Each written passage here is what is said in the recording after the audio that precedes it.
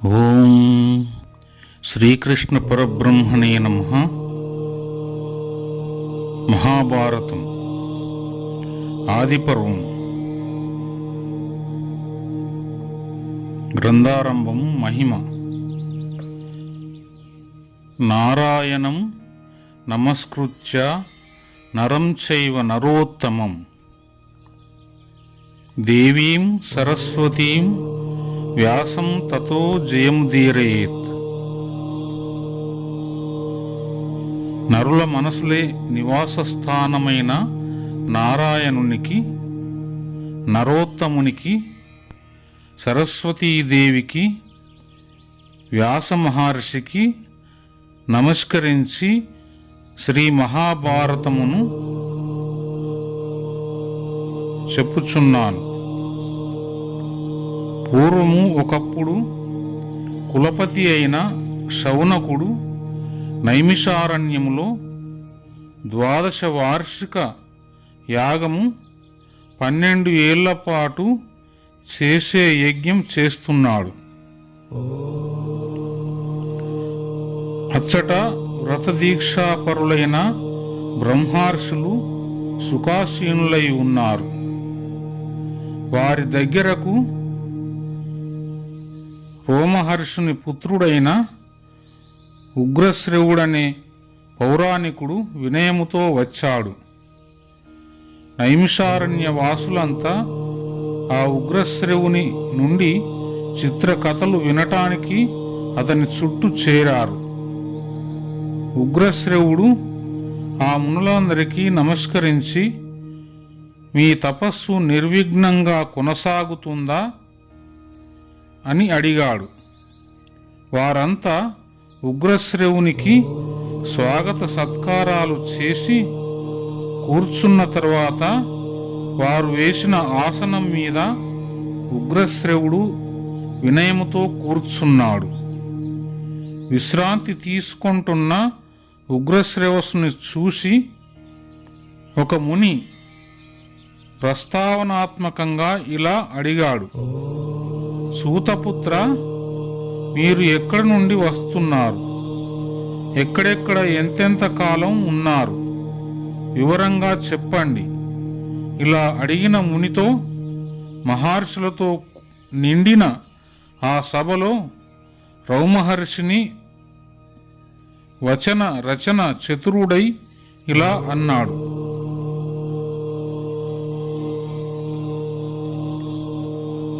రాజర్షి అయిన జనమేజయుడు సర్పయాగం చేస్తున్నాడు.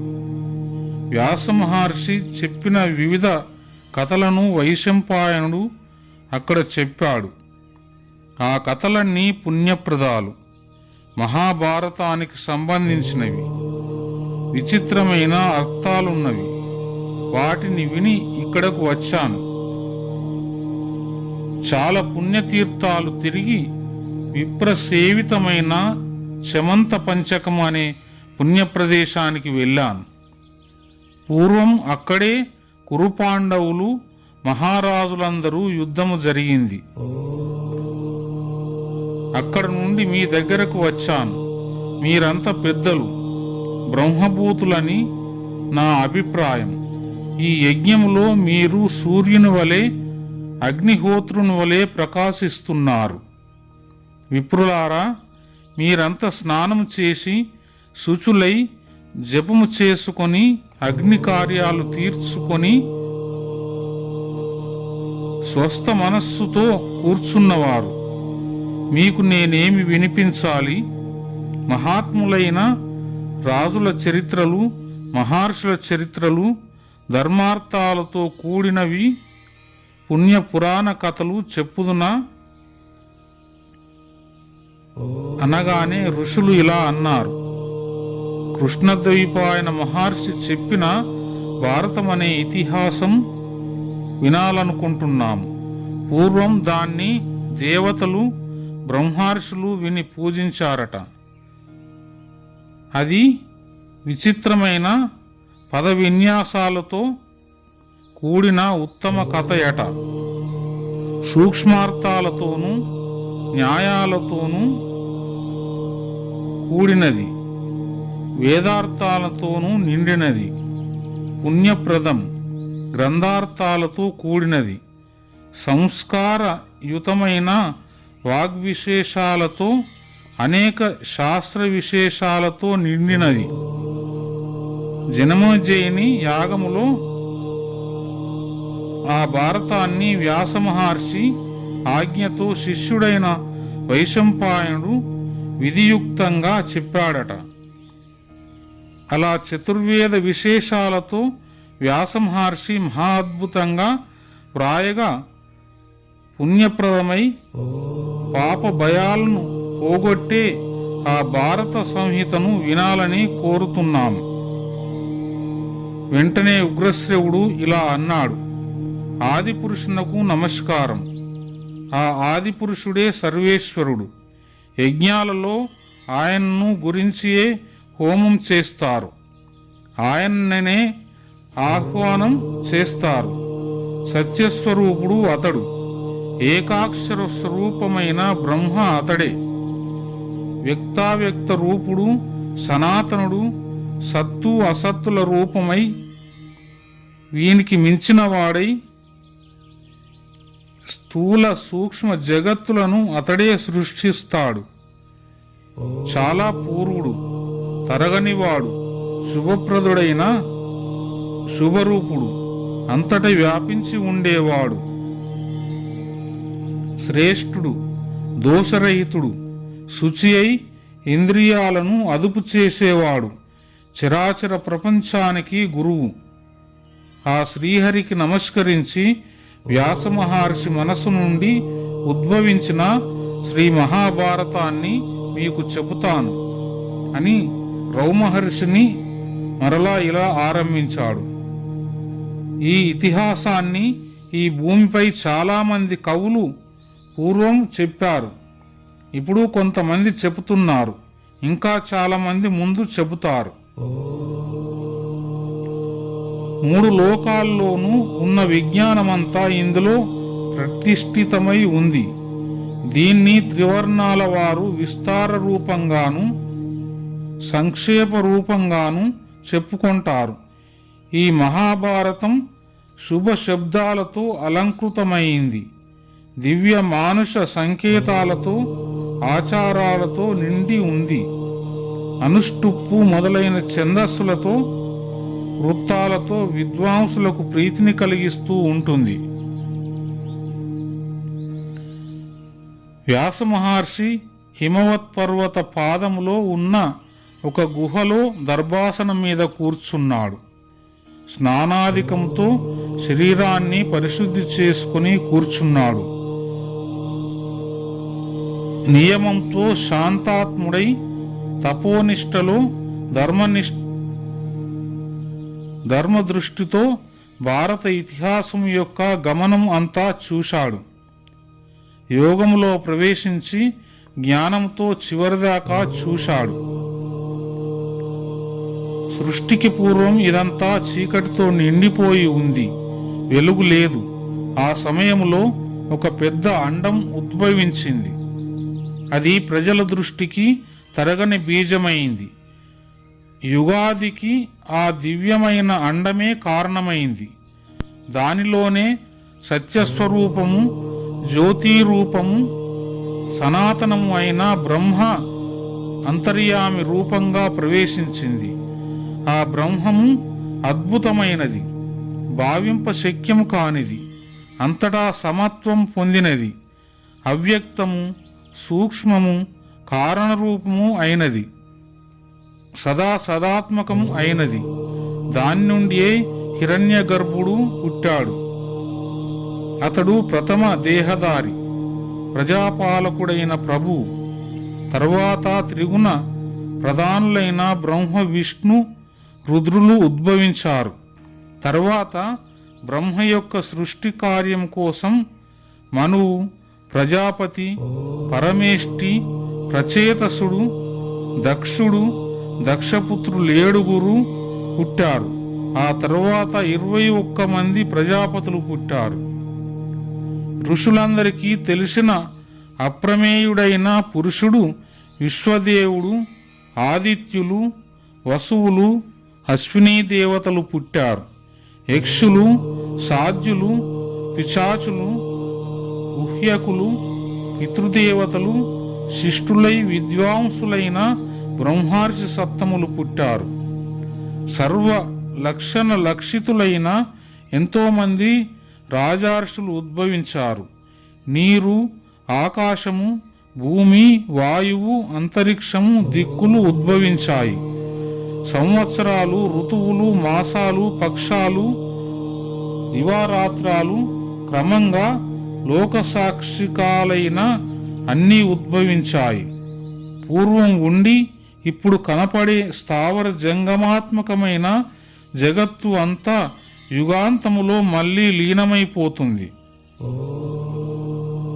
కొత్త ఋతువు వచ్చేసరికి కొత్త చిహ్నాలు, వసంత ఋతువులో చెట్లు చిగురించడం మొదలైన చిహ్నాలు కనపడినట్లే ఆయా యుగాల మొదట్లో పూర్వయుగాల చిహ్నాలే కనబడతాయి.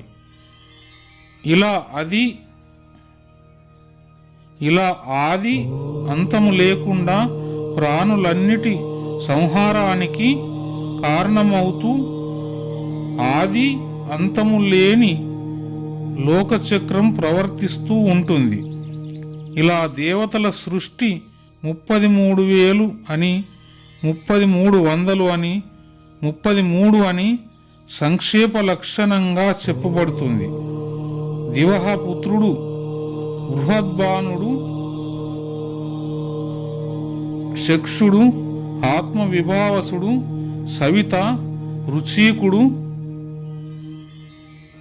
అర్కుడు, బాణుడు, ఆశావహుడు, రవి. పూర్వం ఈ శబ్దాలన్నీ సూర్యుని గురించే చెప్పబడేవి. వీరిలో చివరి రవి శ్రేష్ఠుడు. మహ్యుడు మహిళ భూమిలో గర్భస్థాపనం చేసేవాడు. ఆ రవికి కొడుకు దేవబ్రాట్టు, వాని కొడుకు సుబ్రాట్టు. సుబ్రాట్టుకు 3 కొడుకులు. వారంతా సంతానవంతులు, చాలా శాస్త్రాలు చదివినవారు. ఆ కొడుకులు ఒకటి దశజ్యోతి, రెండవది శతజ్యోతి, 3 సహస్రజ్యోతి అనేవారు. అందులో మహాత్ముడైన దశజ్యోతికి 10,000 మంది కొడుకులు, అతనికి 10 రెట్లు అనగా 1,00,000 మంది కొడుకులు. శతజ్యోతికి, సహస్రజ్యోతికి ఇంకా 10 రెట్లు అనగా 10 లక్షల మంది కొడుకులు. వారి నుండే ఈ కురువంశము, యదువంశము, భరతవంశము, రాజాసులైన యయాతి, ఇక్ష్వాకు వంశాలు, ఇలా చాలా వంశాలు ఉద్భవించాయి. అప్పుడే ప్రాణుల సృష్టి పరంపర ఎంతో విస్తరించింది. వ్యాస మహర్షి తన జ్ఞాన దృష్టితో ప్రాణులన్నిటి నివాస స్థానాలు, ధర్మం, అర్థం, కామం, వీటి భేదాలు, రహస్యాలు, వేదాలు, విజ్ఞాన సహిత యోగం, ధర్మార్థ కామ సహితాలైన వివిధ శాస్త్రాలు, లోకయాంత్ర విధానం అంతా చూశాడు. అందులోనే ఈ మహాభారత గ్రంథము వ్యాఖ్యతో కూడిన ఇతర ఇతిహాసాలు, వివిధ శృతులు అన్నీ కనిపించాయి. ఈ గ్రంథం లక్షణం కూడా చెప్పబడింది. ఈ మహావిజ్ఞానమంతా వేదవ్యాస మహర్షి విస్తరించి చెప్పాడు. సంక్షేపంగాను చెప్పాడు. ఇలా విస్తారంగాను సంక్షిప్తంగాను 2 విధాల చెప్పడం అప్పటి పండిత లోకానికి ఇష్టంగా ఉండేది.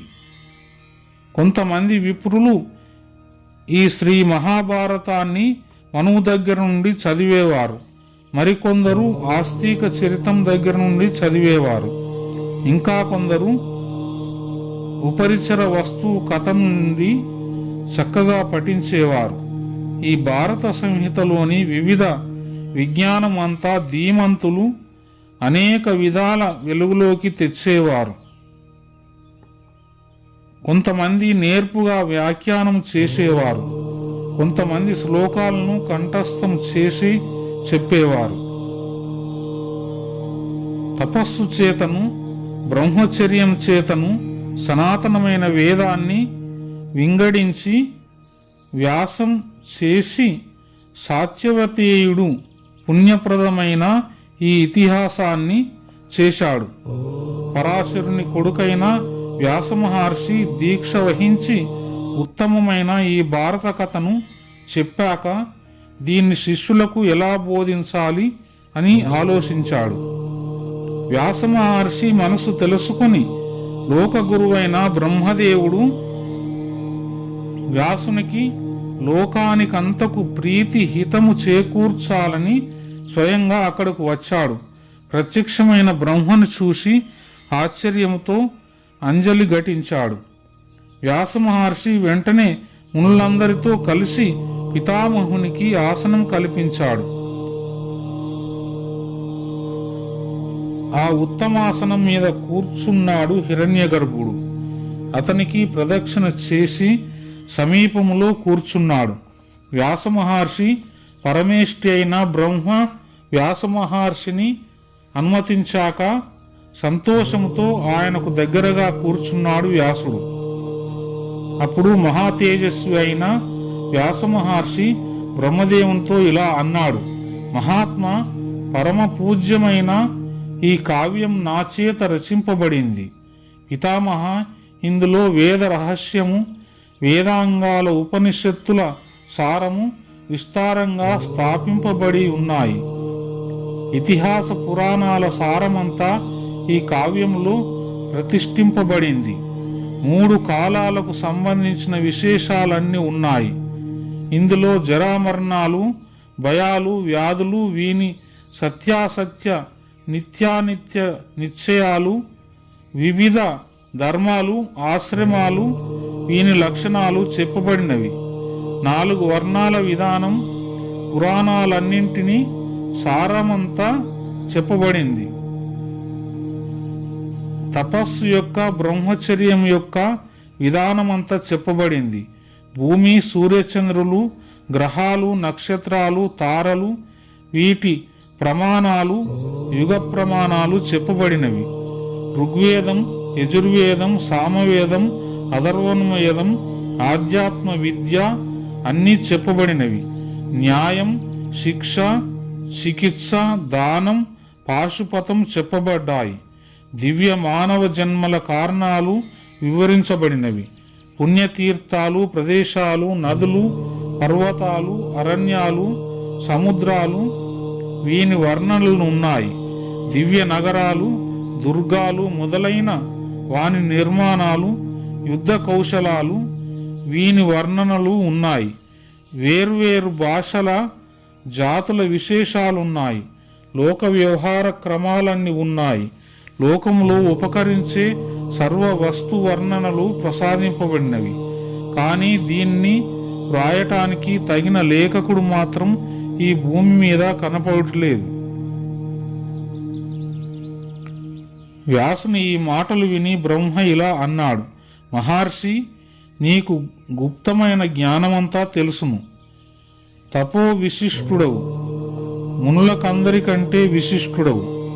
అందుకే నిన్ను మహర్షి శ్రేష్ఠుడవని నేను భావిస్తున్నాను. నీవు పుట్టినప్పటి నుండి నిన్ను బ్రహ్మవాదివి అయిన వాణి ఆశ్రయించి సత్యభాషణం చేయిస్తోంది. నీవు నీ రచనను కావ్యమని అన్నావు కదా, అందుచేత ఇది కావ్యమే అవుతుంది. ఈ కావ్యాన్ని ఇంతకంటే విశేషించి ఎవరూ చెప్పలేరు. మిగిలిన 3 ఆశ్రమాల కంటే గృహస్థాశ్రమం శ్రేష్టమైనట్లే కావ్యాలన్నిటికంటే శ్రీ మహాభారతం శ్రేష్టమైంది. అందుచేత ఈ కావ్యాన్ని వ్రాయటానికి గణేశుని స్మరించు. బ్రహ్మహర్షిని ఇలా అన్నాడు. ఇలా చెప్పి బ్రహ్మ తన లోకానికి వెళ్ళిపోయాడు. వెంటనే వ్యాసమహర్షి గణేశుని స్మరించాడు. భక్తుల మనోరథాన్ని తీర్చే విఘ్నేశ్వరుడు వ్యాసుడున్న చోటికి వచ్చాడు. వ్యాసుడు అతన్ని యథావిధిగా పూజించాడు. గణాధిపుడు సుఖాసీనుడయ్యాక వ్యాసుడిట్లు అన్నాడు: గణాధిప, నేను మనస్సులో భావిస్తూ చెప్పే ఈ భారతానికి నీవు లేఖకుడవు కావాలి. ఆ మాట విన్న వెంటనే విఘ్నేశ్వరుడు నా లేఖిని క్షణకాలం కూడా ఆగకుండా చెప్పితే అప్పుడు నేను లేఖకుడను అవుతాను అన్నాడు. వ్యాసుడు వెంటనే గణాధిపునితో అర్థం తెలియకుండా ఎక్కడ వ్రాయకు అన్నాడు. సరే అని వినాయకుడు లేఖకుడయ్యాడు. వ్యాస మహర్షి ప్రతిజ్ఞ చేసి చెప్పడంతో ఉద్దేశపూర్వకంగా గ్రంథిని కూర్చేవాడు గూఢమైన అర్థం ఉండేటట్లు ముడులతో వ్రాసే పద్ధతి గ్రంథి. అటువంటి శ్లోకాలు 8800 ఉన్నాయి. ఆ శ్లోకాలకు అర్థం నాకు తెలుసు, శుకునికి తెలుసు, సంజయుడికి తెలుసునో లేదో. గూఢంగా దృఢంగా కూర్చిన ఆ శ్లోకాల సముదాయానికి అర్థం వివరించడానికి ఇప్పటికీ ఎవరికీ శక్యం కాదు. అవి అన్ని గూఢార్థాలు, యోగార్థాలు, యోగ రూఢాలు కలవి. వాటి అర్థం తెలుసుకోవటానికి గణేశుడు క్షణకాలం ఆలోచించేవాడు. అంతలో వ్యాసుడు చాలా శ్లోకాలు చెప్పేవాడు. అజ్ఞానమనే చీకటిలో కనులు మూసుకుపోయిన లోకానికి జ్ఞానమనే కాటుక పుల్లలతో కనులు తెరిపిస్తుంది, వెలుగులనిస్తుంది శ్రీ మహాభారతం. అలాగే ధర్మం, అర్థం, కామం, మోక్షం అనే 4 పురుషార్థాలతో విస్తారంగాను సంక్షిప్తంగాను చెప్పిన ఈ మహాభారతం అనే సూర్యుని చేత లోకాల చీకట్లు పటాపంచలయ్యాయి. పురాణమనే పూర్ణ చంద్రుని చేత వేదాల వన్నెలలు విరిశాయి.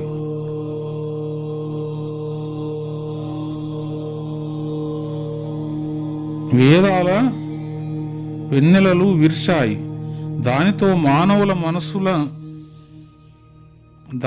మానవుల మనస్సులనే కలువలకు ప్రకాశము, వికాసం కలిగింది. అజ్ఞానమనే ఆవరణాన్ని పోగొట్టే ఈ ఇతిహాసం అనే దీపం లోకం అనే గర్భాలయాన్ని సంపూర్ణంగా ప్రకాశింపజేసింది.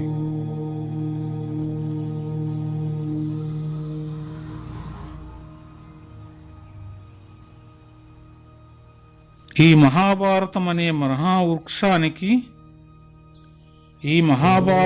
మహావృక్షానికి సంగ్రహాధ్యాయం, విత్తనం, పౌలోమ పర్వం, ఆస్తిక పర్వం మూలం, సంభవ పర్వం, విస్తరించిన మాను,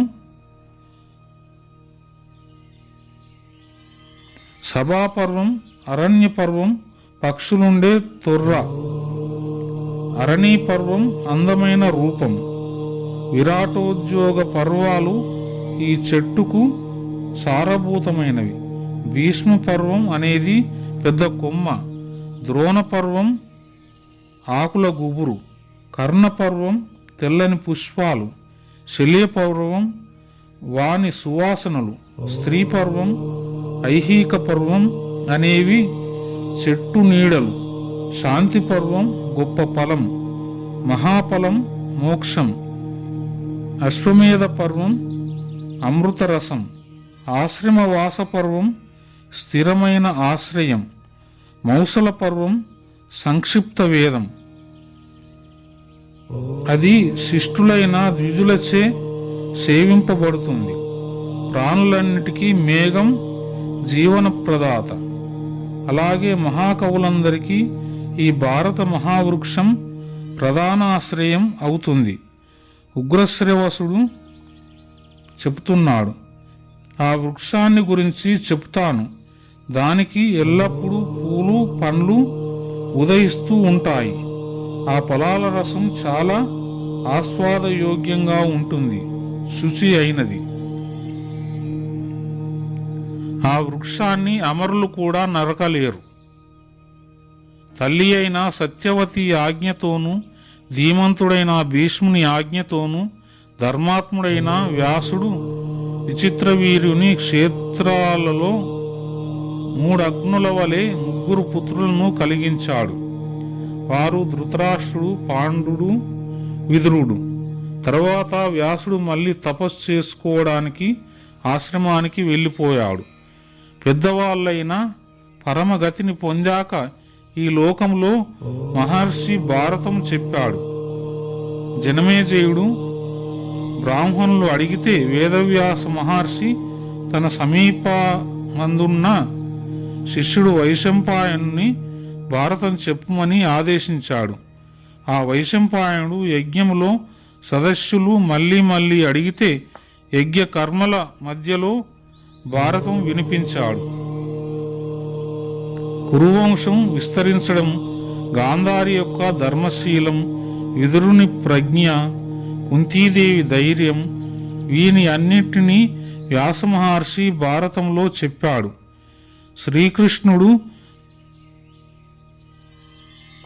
శ్రీకృష్ణుని మహాత్యం, పాండవుల సత్యనిష్ట, ధార్తరాష్ట్రుల దుష్ప్రవర్తన అన్నీ వ్యాసుడు చెప్పాడు. పుణ్యాత్ములకు ఈ భారతం ముందుగా చదవదగింది. ఇది ఉపాఖ్యానాలతో సహా 1,00,000 శ్లోకాలతో కూడినది. ఉపాఖ్యానాలు లేకుండా భారత సంహితను 24,000 శ్లోకాలుగా బుధులు చెప్పేవారు. దానికంటే కూడా సంక్షేపంగా మహర్షి 180 శ్లోకాల్లో చెప్పాడు. అన్ని పర్వాల కథతో కూడిన ఈ అనుక్రమణికాధ్యాయం వ్యాసుడు తన పుత్రుడైన శుకునికి బోధించాడు.